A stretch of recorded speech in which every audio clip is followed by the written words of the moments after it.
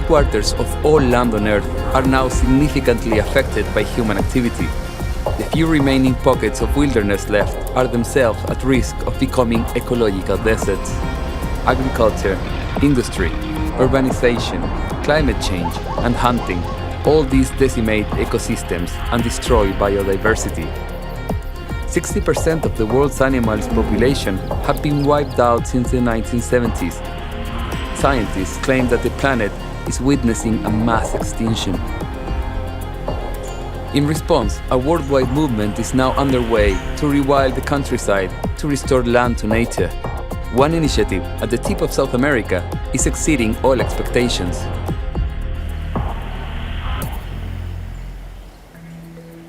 I have come to Patagonia to meet Chris Tompkins, a philanthropist who has dedicated the past 2 decades to the protection of this area. The conservation project she started with her husband Doug has become a true inspiration to those who believe the wilderness can heal itself if given half a chance.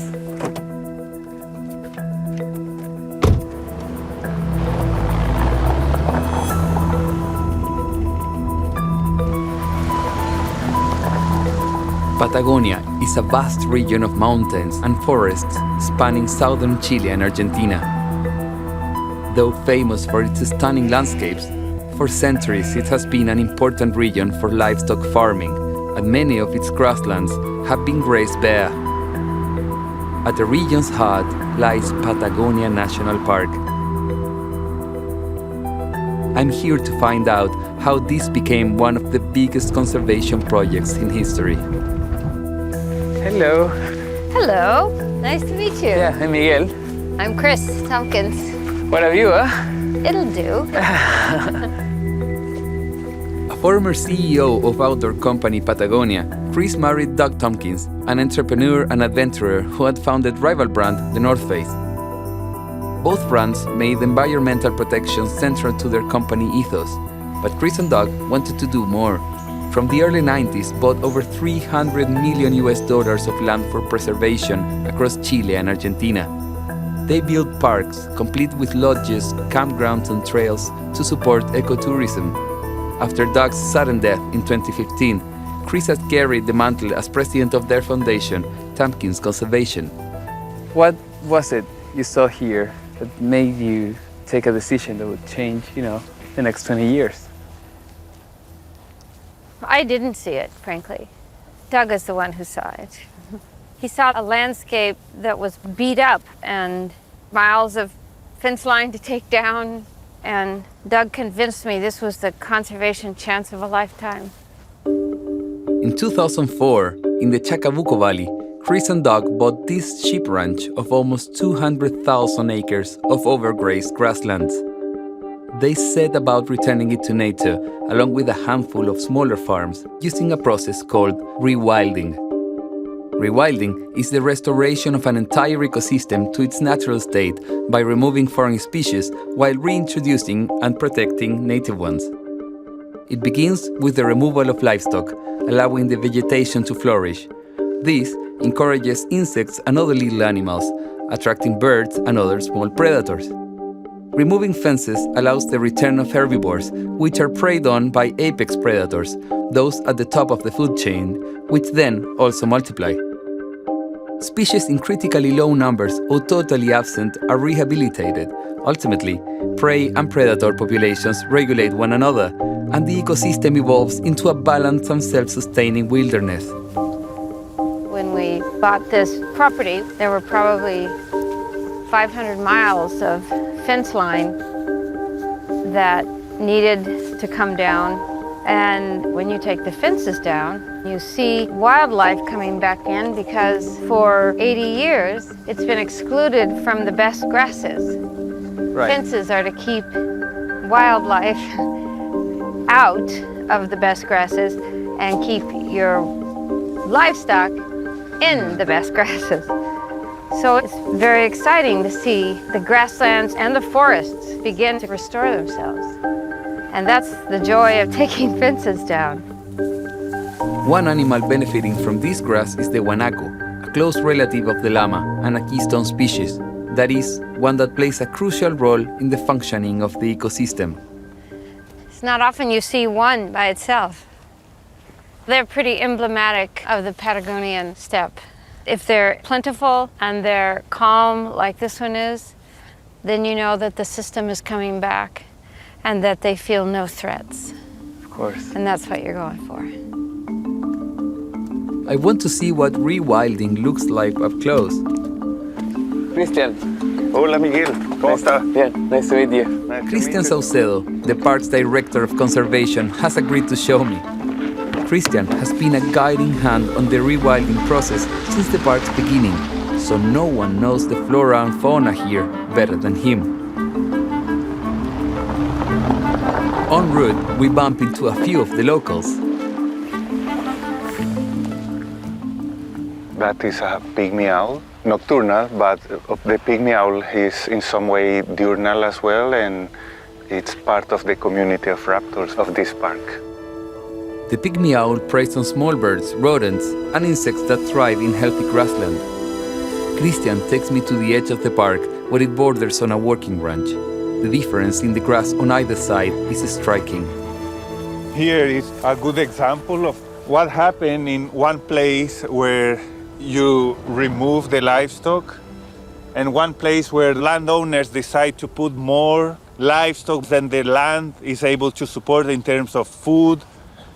So the consequence is that you lost the vegetation and you see the composition of the plants is different. So if you have livestock permanently eating the grass, they don't have the chance to release their seeds and their recovery is very slow. There are some consequences like erosion that is very hard to address and it will take over a century to be really recovered.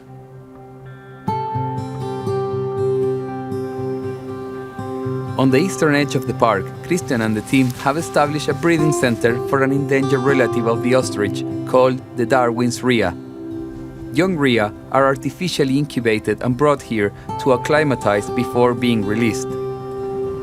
Rheas, they are strongly associated with the Patagonian steppe, with the grassland. So a grassland without rheas is not complete. And the main purpose of this center is that this captive population is providing individuals and genetics for the wild population. The main issue here was that the wild population was so tiny in size, less than 20 birds. The wild population of rhea was decimated by hunting and the destruction of their habitat, but is now slowly growing and successfully dispersing. Well, here are some of the rheas that have been released. And you see that there is a line of fence. Right now we are removing it, and that improves the connectivity of the rheas that have been released to be mixed with the wild rheas. We are now in the third generation, and we are planning to keep this program running in the next 3-5 years, when we estimate that we can reach a population of about 100 birds in the wild. Though tiny, the growing rhea population will in turn help sustain their only natural predator and the species I'm most excited to see, the elusive king of Patagonia, the puma. I've come to meet Arcilio Sepúlveda, a former herder and puma hunter. Mucho gusto, Miguel. He and others in the area used to kill over 10 pumas each winter to protect their community's flocks. Este se llama Valiente. Valiente para ser leonero. ¿Cómo era la situación allí con los pumas? Estaba gente por todos lados, cuidando vacas, ovejas y todos con un montón de perros. Y gritando y entonces el puma, usted no iba a pillar un puma como lo encuentra aquí en el camino. Nunca. Hay una vez, de hecho, una hembra mató 150 animales en la noche. Arcilio now works as a wildlife warden and is the park's resident puma tracking expert. If anyone can find me a puma, it's him. ¿Qué hay que saber para rastrear el puma? Hay que, bueno, lo primero es andar fijándose en el suelo. Me decía, si tú vas rápido y no miras para ningún lado, no vas a encontrar nunca un puma. No hace nada muchos días que pasó un puma ahí. Ahí mismo. Ahí mismo. En esa roca. En esa roca hacia abajo. Wow. Y a lo mejor volvió a pasar otra vez. Tenemos que ver, tenemos que ir para allá. Ah, momento. Mira, mira, mira, mira. Ahí pasó el puma. Mira para allá. To see the knowledge this man has of the land. Because I can see the earth, but he can distinguish a puma track anywhere here. Pumas prefer to hunt at night, and our chances of seeing one are very slim. So we're doing the next best thing, setting a camera trap, which Arcilio and the team use to monitor their activity. ¿Ponemos algunas de base también? Sí, porque no se corra. Claro. Ahí sí. Ahí sí. Sí. Bien. ¿Y qué dice? Es como un pechil de puma, yo creo que... Atractor olfativo, bobcat urine gel. God, it's a very strong scent. The scent bait should draw in pumas curious that another cat has been here. We're going to leave this camera trap for a few days and see whether we get lucky.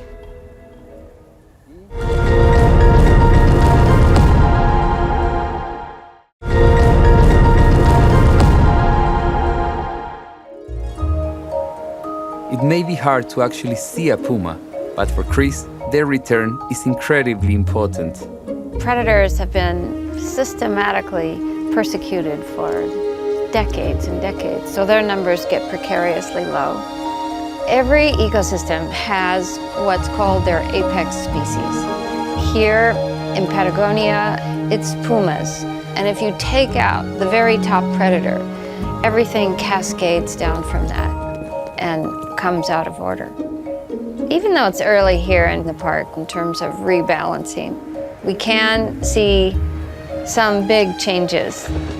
Where there are water systems, the grasslands are definitely coming back. The number of pumas in the park and the numbers of guanacos in the park, foxes, but the success comes when all of those species are truly back in a system that's functioning without human intervention.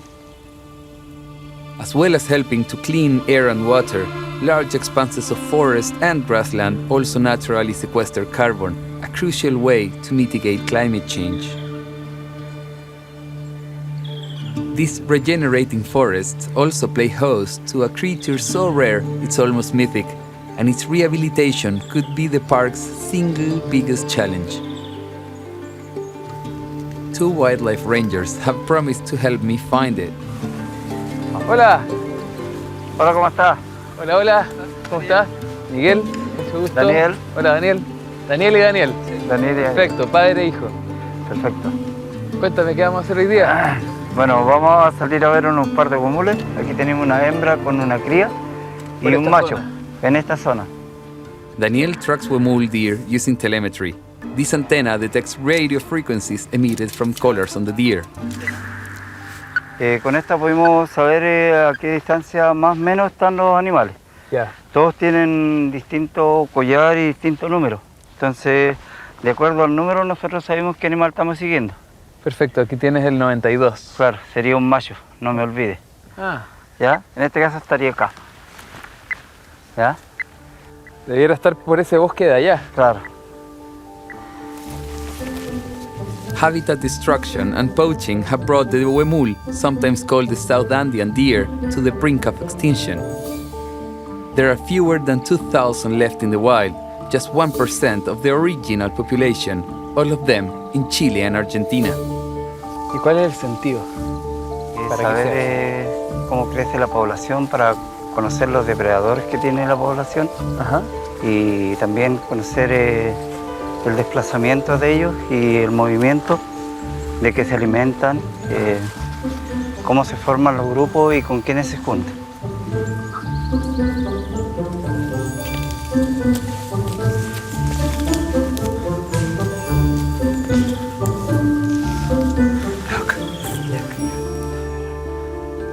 Estamos viendo una hembra, la hembra se llama Lenga, ¿Ya? tiene 4 años y la cría tiene 3 meses y medio, se llama Guapo. Just to think there's only 2,000 of these animals left in the world. We're really close to the male. Daniel. Le hablo para que me reconozcan. Entonces al reconocerme la voz ya se quedan tranquilos. Así que lo conozco de bebé. Qué lindo. Sí, bonito.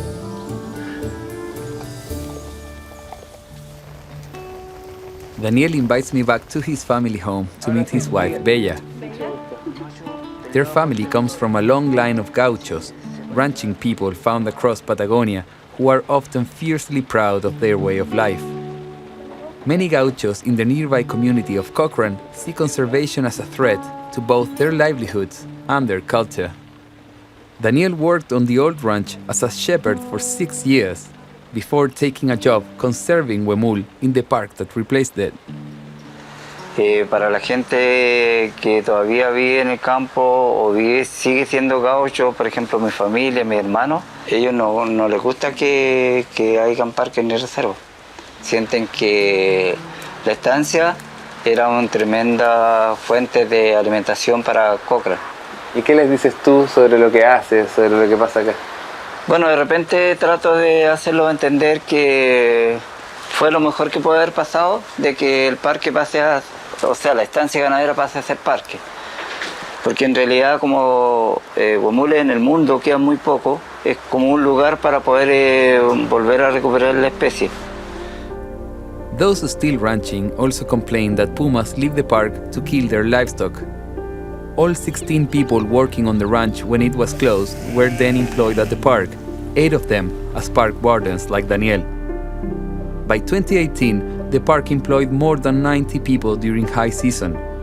Meanwhile, tourism has created sustainable sources of income for local populations. This was truly an emblematic ranch. So just the image of this region shifts when the land use shifts. And that was really hard on people, which I completely understand. I would hate to have this area be 100% tourism. The culture would fracture, the structure of society would begin to fall apart. And that's not what I'm interested in. I'm interested in working ranches alongside conservation areas.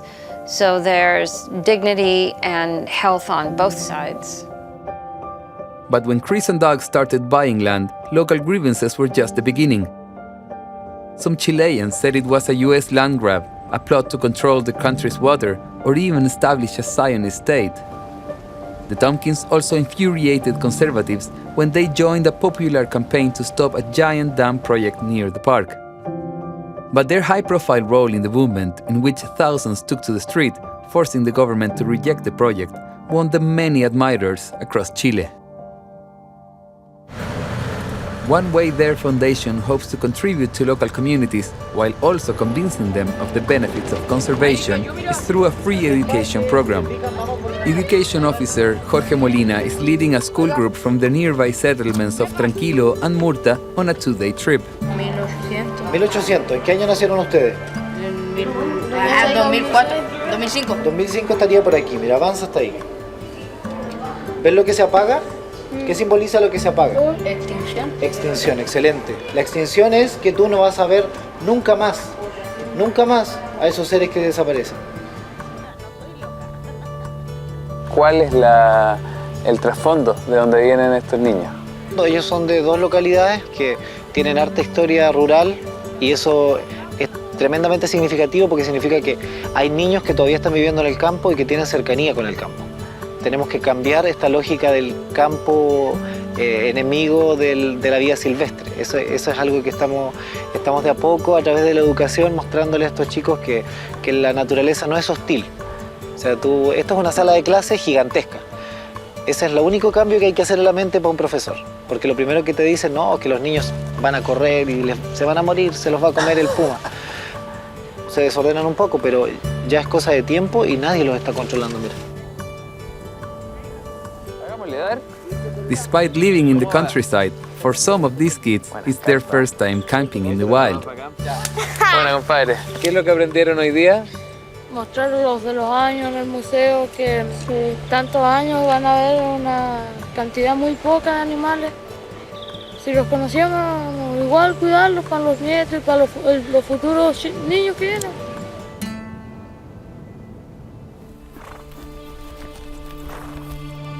I'm meeting up with Arcilio to check our camera trap. We have heard that a puma has been spotted with the carcass of a guanaco and go to check it out. ¿Esto qué te indica esta presa? Es que Este lo mató el puma, pero yo quiero ver que si acaso hace mucho rato que lo mató o no. Si fuera de recién estaría calentito. ¿Y cómo está? Está frío, fíjate que lo mató una noche, pero temprano.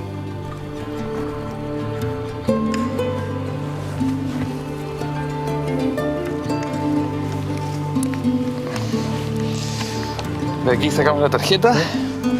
Ya tengo un computador, vamos a revisar. Vamos a revisar. Hizo un video, parece que es de nosotros. Sí, de nosotros.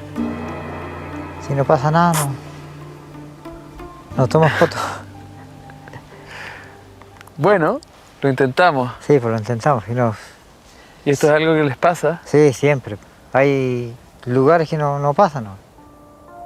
No luck this time, but Arcilio and the team have used camera traps to document over 35 pumas now resident in the park.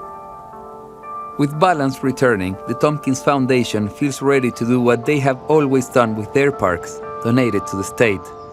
In a 2018 signing ceremony with then-President Michelle Bachelet, Chris handed over this and another park worth a combined 1 million acres. It was built as the biggest donation of private land to a state in history. The Chilean government also contributed 9 million acres of their own. All this land now forms 5 new national parks and expands 3 others, an area 3 times bigger than Yellowstone and Yosemite combined. This has also helped enable the Route of Parks project, a scenic road 1,700 miles long, connecting 17 parks across Chile, boosting the economies of the communities en route. Right now, the lodges and other tourist facilities are closing down until the handover process is complete. So the whole team, they're all saying goodbye to one another, and it's not likely they'll be back next year. So, yeah, it's sad. Less than 4 years after Doug died in a kayaking accident, seeing their dream finally become a reality is a poignant moment. Here he is. The day that Doug died, he was on a kayaking trip with our best friends, and they got caught out in a severe westerly wind. They were getting pushed farther and farther out into the center of the lake. And so they decided to abandon the kayak and try to swim to shore. And it was just too much. Doug was in the water for over 2.5 hours. And they got him out. He was helicoptered to the hospital in Coyhaique. And somehow the word spread so fast that Doug had either died or was in trouble. And as we drove to the hospital, people were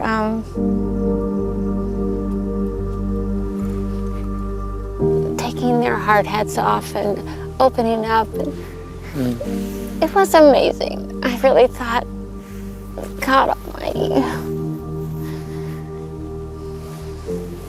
It was quite extraordinary. Anyway, we got to Coyhaique and he died 20 minutes before, so. Soon after Doug's death, Chile's National Congress voted to make him an honorary Chilean citizen. It was an official recognition both of the Tompkins' contribution to the country's natural heritage and of how much the public had come to embrace them. What a life. Here's a guy who had no limitations in his life. You know, you're so easily stopped by things that are difficult or seemingly impossible. He's an example to many people. Yeah. I hope we leave behind a legacy of, if you don't establish some sort of value system that awards peace between human and non-human world, you'll never get where we need to go. I'm using my final evening in the park to take a proper hike, the only way to truly appreciate this spectacular place. I feel so lucky to have had the chance to visit one of the few remaining great wildernesses of the world. The experience has shown me just how precious these ecosystems are and how easily they can be destroyed by human activity. But it has also given me hope to see that these grasslands and forests have been revived to welcome back the amazing creatures that once called them home.